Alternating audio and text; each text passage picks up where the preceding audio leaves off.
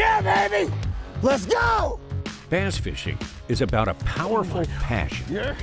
And it's a passion that drives anglers to find ways of locating and catching more fish. Yes, sir. In this atmosphere, invention and innovation has built an industry that races to find and adapt the latest technology that will improve results. Boats and engines, rods, reels, lines and lures are being redesigned and reinvented constantly to meet the demands of the marketplace. And it's not surprising that any product that involves computer technology is changing the fastest. When it comes to bass boat electronics, the old world of flashers, paper graphs, and black and white screens has been left behind by incredible processing power and sophisticated graphics that show anglers a whole new world under the water. I'm not an electronics guru. You know, let's face it, electronics can be very intimidating, you know, especially for the older guys like myself, where we're afraid to touch a button because we don't want to mess it up. It's evident from the beginning that these fishermen may be in for the challenge of their professional lives. Equipment, all important to the bass fishermen.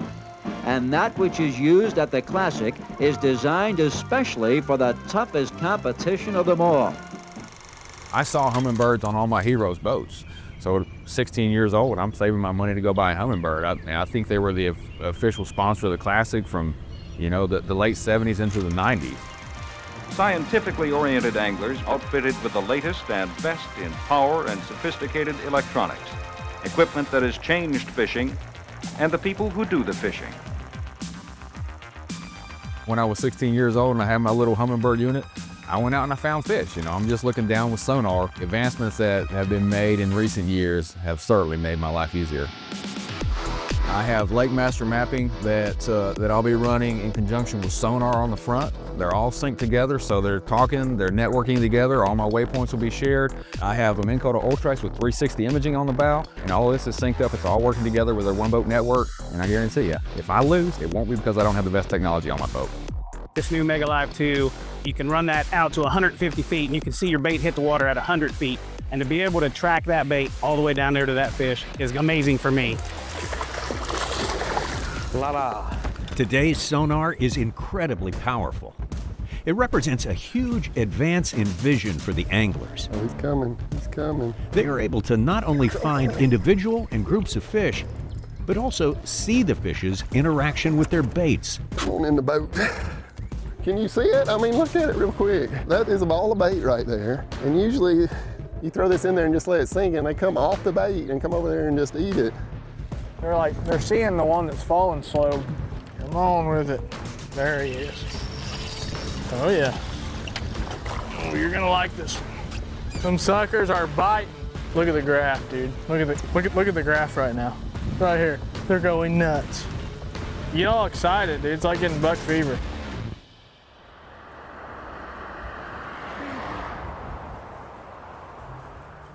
I'm Bill with the History of Fishing Museum in Branson, Missouri. I'm the curator here. This is all one man's collection, Carl White. Carl and Beverly have been doing this for 77 years now. I'm in these cases every single day. People donate stuff to us all the time. We have over 40,000 items here, probably 30,000 items in the back. It's insured for $5 million. It's the only complete collection in the world. It's also in chronological order. We go all the way from prehistoric up to about 1970. So all the old guys, they know about the first fish locators. They called it the green box. Some of them don't know that the original one was red and they ended up changing to green. This is the first fish locator. Carl Lawrence was in the Navy. He did a lot of sonar stuff in the ocean. He went back to Norton, the people that made that system for the ocean. He went back to them and said, I want a system for freshwater. So they worked with him, they came out like that. The fish locators or depth finders, whatever, they revolutionized fishing. It had a transducer that bounced down and come back up to the receiver. And that's what all these did. They ran on two 6-volt lantern batteries. These things could actually tell you the depth of water, the makeup of the structure. They've come so far now. So you want to put it over here, or what do you? This is the paper graph. This was the ultimate fish locator If you had one of these, you were a big shot. So this was what the live scope would have been back then. Had all these little pins that were putting the contour on. My grandpa had one of these. He took the screen off and he could write where the fish were. So when you got to, like, there's a barn over there and a telephone pole over there, the paper roll, it rolled across. It had a roll that just kept rolling and rolling. Had little pins, like a lie detector kind of thing. That would do the actual structure on the bottom. That would give you the contour of the bottom of the lake. So a lot of people kept those rolls, and they could mark where that point was in the lake. Now they just use GPS. Super simple.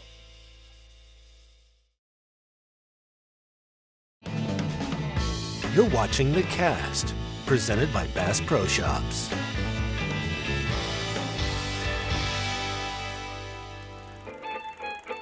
Since the earliest days of recreational fishing, anglers have pushed the boundaries, looking for better ways to chase their catch. For bass, they needed a craft for both sprawling lakes and murky backwaters. So the simple wooden skiff would inevitably give way to the high-powered fishing machines we know today. In 1948, one of the pioneering manufacturers would come up with something new and made specifically for bass fishing. So this is the first manufactured bass boat, 1948, Skeeter #1. The first boats were made out of wood. There's no fiberglass in these, and the main wood is mahogany, the heavy-duty wood. They made boats in garages and stuff, but this was made for Bonnie Moore in Shreveport. That's where the first Skeeter boats were made. Bonnie was a trucking company and oil field company. He only had one leg. They made this thing super solid and stable for him. It's a heavy, heavy boat. It's also the first boat with a live well in it. It's basically a wooden box you filled up with buckets of water. Here's one of your first fish locators. Lean over the boat and locate your fish. They still use these for smallmouth bass here on Table Rock. They also made that front end longer so he could sit up there on that point, take that front seat out of there with his wooden leg. Guy looked at that front of that boat, he said, that looks like a mosquito. That's how they named that the Skeeter bass boat. From the humble wooden bass boats of the past, a new era was emerging. One built for speed, power, and competition. As tournament bass fishing took shape in the early 1970s, the need for high performance became clear. Enter the Bassmaster Classic, the World Championship of Bass Fishing, where only the best would compete. The world's top bass fishermen will have the best of equipment. Over $750,000 worth of modern machines, all rigged exactly alike. Forrest Wood, is one of the, again, I go back to Ray Scott. What a blessing for people to be united through a sport of fishing, the people you meet along the way. And I can remember so well the effort was made to carry that first little paddle boat we had to that machine over there. But look what's happened though, just in those 15 years or so, into this fantastic classic rig here. Well, it had to, Ray. The demands the fishermen put on their equipment as tournaments grew, and all the equipment used by tournament fishermen had to be improved to keep up with them. And they're safer as we go along too, because of the requirements of bass to wear life jackets anytime you're operating the boat, and emergency stop switches, and they're safer today than they were 15 years ago. His passion, he knew he could build a better John boat with fiberglass than wood to be more durable going over the shoals. And then later on, of course, he's one of the pioneers of the modern day bass boat. Savvy like Sam Walton, I would say. You know, like from the country, but country smart, country savvy. A small convoy of trucks loaded to the brim with boats and trailers quietly slips out of the little town of Flippin, Arkansas. For this year's Miller High Life Bassmaster Classic, each of the top 29 qualifying contestants will have identical equipment. Yeah, you know, the innovation is incredible. Look, they look like spaceships. There's so many units on it. It grew so fast. But this all started back in the early days of tournament fishing. He'll have a depth finder to tell him instantly the depth of the water. He'll have an oxygen meter to give him the dissolved oxygen content of the water. He'll have an electric trolling motor that lets him maneuver the boat at the touch of a toe. For the fishermen, it's vital that the very best equipment be available and in perfect working order. Each contestant starts dead even. 3 depth sounders and numerous other marine-tested and angler-proven pieces of gear. So the modern day bass boat, Rangers, Rebels, they had, as you know, swivel seats, aerated live wells, electric trolling motors. They were great machines for catching bass. But that evolved so quickly that back even in the early days, in the early 70s, those bass boats were like $10,000 or $12,000. And my dad said, John, hey, if you could just come up with a boat that had all these features and you could build it out of aluminum, and it maybe could be a lot more affordable. So we came up with the name Bass Tracker, put swivel seats and decks and worked on that. So we put it in the catalog in 1978, and it was like a Model T version. There was only one color, one size, just like the first Model T. If you wanted it, it was like that boat right behind it, silver with an orange stripe and brown carpet. But it was value, and if you wanted one of these boats, the only way you could get it was drive here to Springfield and pick it up and visit the showroom. And it's just what can happen when people work together. I think there's a lot of positives when I look at the future. From the fiberglass revolution of Ranger to the aluminum breakthroughs of Tracker, bass boats have redefined the sport. Faster, smarter, and more efficient than ever. And as technology advances and more anglers join in, one thing is certain: the innovation won't stop, the competition will only grow. And the next chapter in bass fishing is just getting started.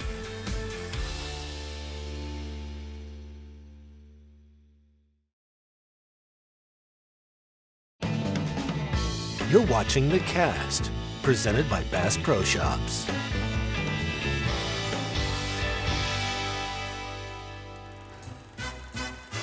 The early days of bass fishing, getting to the perfect spot meant patience. Small, clunky outboards, simple, slow, and built for reliability, were the workhorses of the water. But as the sport grew, so did the need for speed. Outboards evolved into high-powered machines, pushing limits, cutting through waves, built for both the competitive angler and the weekend warrior alike. By the 1980s, outboard manufacturers were in a race for innovation.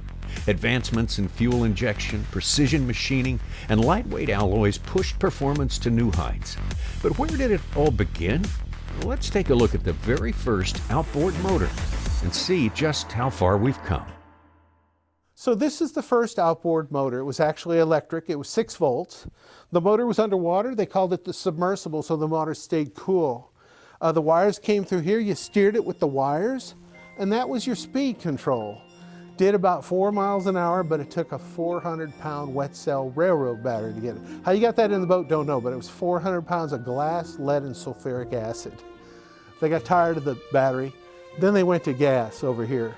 The first gas motor was Waterman, 1905, and it had a big rudder. You'd whip that flywheel to get it started. When it ran, they called it the coughing Sarah. Single cylinder, you whip that flywheel to get it started like the old Hit and Miss or Poppin' Johnny. Took 2 of these cups of oil per tank of gas.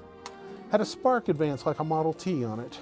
That did about 4 miles an hour, 1905. 1907, Evinrude motors. Ole Evinrude had a girlfriend named B.A.S.S. She liked ice cream.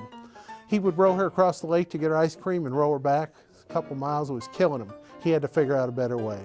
That's how he came up with his outboard motor, true story. These all cranked like this. They also called these knuckle busters too. Anyway, it worked. They got married.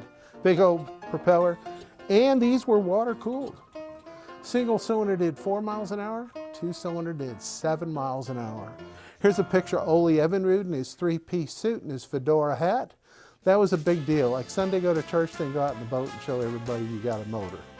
That was a big deal. Evinrude Mate, designed to weigh 10 pounds, gas and all. Pretty cool. 1/2 of a horsepower. But it weighed 10 pounds, better than rowing. This Mercury, this is the Hurricane Racing motor. They'd put these on the race boat, 50 miles an hour for that little race boat there. These did 8,000 RPMs. Mercury also made Wizard motors. They sold them in Montgomery Ward, Western Auto, Sears. Clark with an E, that's a gas motor. Pistons underwater. To stay cool, it didn't. Had an adjustable pitch prop on it. To start it, you wrap your line around the prop. Kind of dangerous. Polished up real pretty. It looks like a mixer or something. It also had a shoulder bag. And then the Larson, that's only 5 horsepower. This thing is super heavy. That's the oil cooling unit. That's the oil reservoir over here. Chris Craft made boats and motors. The motor division was bought out by Oliver Tractor Company. That's how they got in the business. They bought the whole factory. So it's amazing what the equipment, and it's a tremendous asset to you as far as catching fish. The fishing that I did 8 and 10, 12 years ago, I didn't have nearly the equipment. The troll motors are so far superior. Equipment-wise, there's no doubt there's certain things that revolutionized bass fishing. The troll motor has given us more mobility. So we also have people-powered trolling motors. This one cranked like this, and then that was how you steered it there. We have some with big cages on them.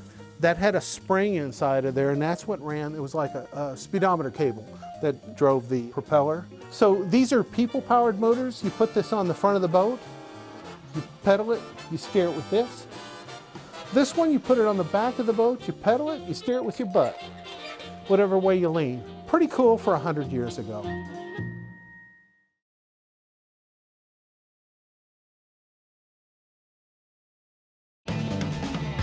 You're watching The Cast, presented by Bass Pro Shops.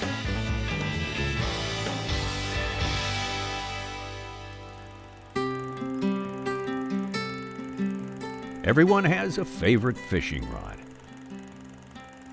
For generations, anglers have relied on these tools to catch fish, creating many memories and forming bonds with each cast. Let's take a step back in time and explore the evolution of some of the earliest to the more contemporary fishing rods. Simple yet essential, that sparked many an angler's journey while shaping fishing as we know it today. Way back when, in England, the king owned all the land, so only the wealthy people could fish. There was a lot of poaching going on. These were called poaching sticks. They also called that a cane pole, not to be confused with a bamboo rod. They'd put these belt reels on their belt. They had big coats. They'd cast the thing out, try to catch fish. They caught a fish, they stuck them in big pockets and took off. Punishable by death sometimes if you got caught by the king. So it's come a long way. So during World War II, it's like our space program, there was a lot of stuff being used.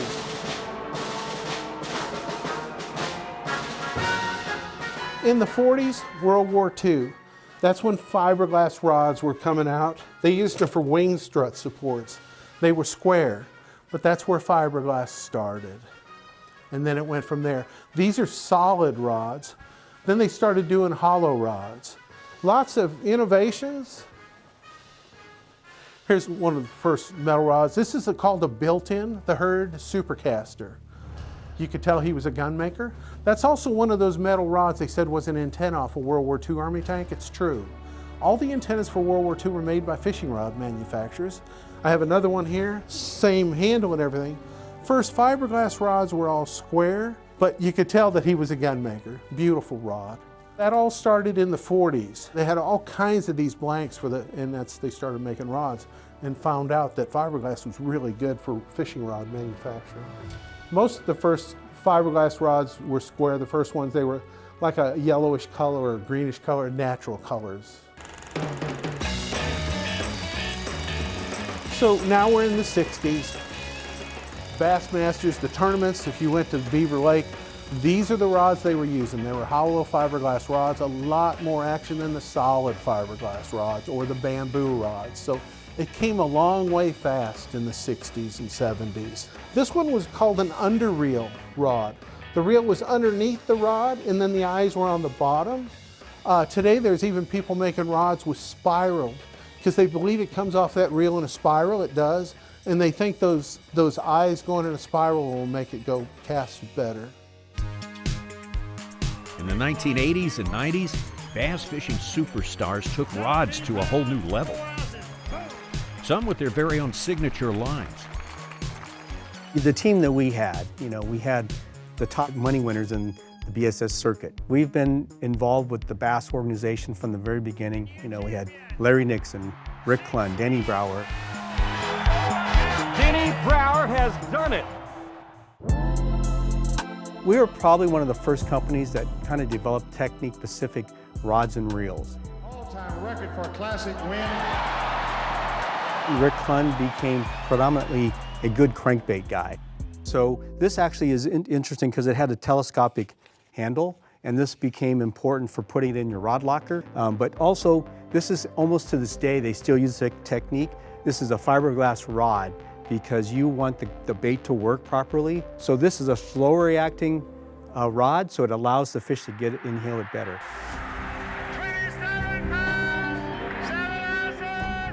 To this day, he's still tied for the lead for 4 classic wins.